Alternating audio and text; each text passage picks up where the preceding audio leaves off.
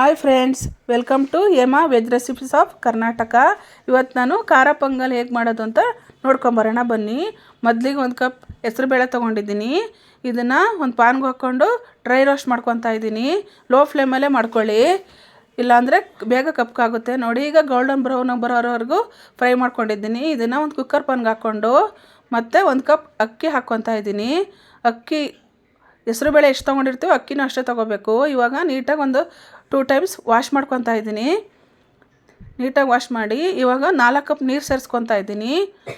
ನೀರು ಈಗ 2 ಕಪ್ ಹಾಕಿದೆಯಲ್ವ ಹೆಸರುಬೇಳೆ ಮತ್ತು ಅಕ್ಕಿ, ಅದಕ್ಕೋಸ್ಕರ 4 ಕಪ್ ನೀರು. ಇವಾಗ ರುಚಿಗೆ ತಕ್ಕಷ್ಟು ಉಪ್ಪು ಮತ್ತು ಅರಿಶಿಣ, 1 ಸ್ಪೂನ್ ಆಯಿಲ್ ಹಾಕ್ಕೊತಾ ಇದ್ದೀನಿ. ಆಯಿಲ್ ಹಾಕೋದ್ರಿಂದ ಬೇಗ ಬೇಯುತ್ತೆ. ಇವಾಗ 4 ವಿಷಲ್ ಬರ್ಸ್ಕೊಂಡಿದ್ದೀನಿ. ಮತ್ತು 2 ಕಪ್ ನೀರು ಸೇರಿಸ್ಕೊತಾ ಇದ್ದೀನಿ. ನೀರು ಸೇರಿಸಿ ಕುದಿಸ್ಕೊಳ್ಳೋಣ ಒಂದು 2 ಮಿನಿಟ್ಸು. ಯಾಕೆಂದರೆ ಗಟ್ಟಿ ಇರುತ್ತಲ್ವ, ಒಂದು ಸ್ವಲ್ಪ ಗಟ್ಟಿ ಬೆಂದಿರುತ್ತೆ. ಇವಾಗ ಒಂದು ಪಾನ್ ತೊಗೊತಾ ಇದ್ದೀನಿ. ಒಂದು ಪಾನಿಗೆ 3 ಸ್ಪೂನ್ ಆಯಿಲ್ ಹಾಕ್ಕೊತಿದ್ದೀನಿ. ಆಯಿಲು ಅಥವಾ ತುಪ್ಪ, ನಾನು ತುಪ್ಪ ಹಾಕ್ಕೊತಿದ್ದೀನಿ. ನೀವು ಬೇಕಾದರೆ ತುಪ್ಪ ಇಷ್ಟ ಇದ್ದರೆ ತುಪ್ಪ ಹಾಕ್ಕೋಬೋದು, ಯಾಕೆಂದರೆ ಫ್ಲೇವರ್ ಚೆನ್ನಾಗಿರುತ್ತೆ ತುಪ್ಪ ಹಾಕೋದ್ರಿಂದ.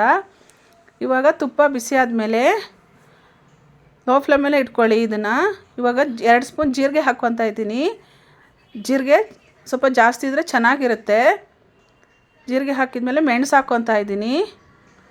ಇವಾಗ ಗೋಡಂಬಿ ಹಾಕ್ಕೊತೀನಿ. ನಂತರ ಸಣ್ಣಗೆ ಹೆಚ್ಚಿಟ್ಕೊಂಡಿರೋ ಶುಂಠಿ ಹಾಕ್ತಾಯಿದ್ದೀನಿ. ಮತ್ತು ಹಸಿಮೆಣಸು ಒಂದು 4 ಕಟ್ ಮಾಡಿ ಇಟ್ಕೊಂಡಿದ್ದೀನಿ. ಕರಿಬೇವು ಹಾಕ್ಕೊತಾ ಇದ್ದೀನಿ. ಕರಿಬೇವು ಹಾಕಿ ಮತ್ತು 1 ನಿಮಿಷ ಫ್ರೈ ಮಾಡ್ಕೊಳ್ಳೋಣ. ಲೋ ಫ್ಲೇಮಲ್ಲೇ ಇರಲಿ.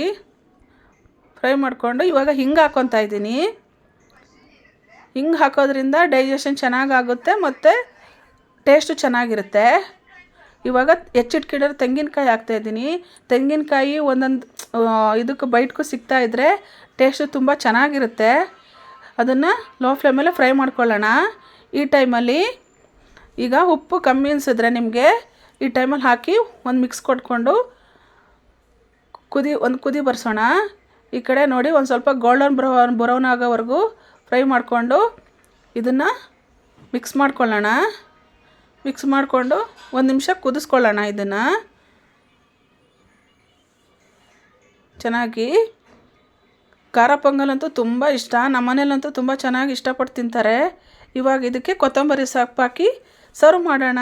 ಇವಾಗ ಖಾರ ಪೊಂಗಲ್ ರೆಡಿ.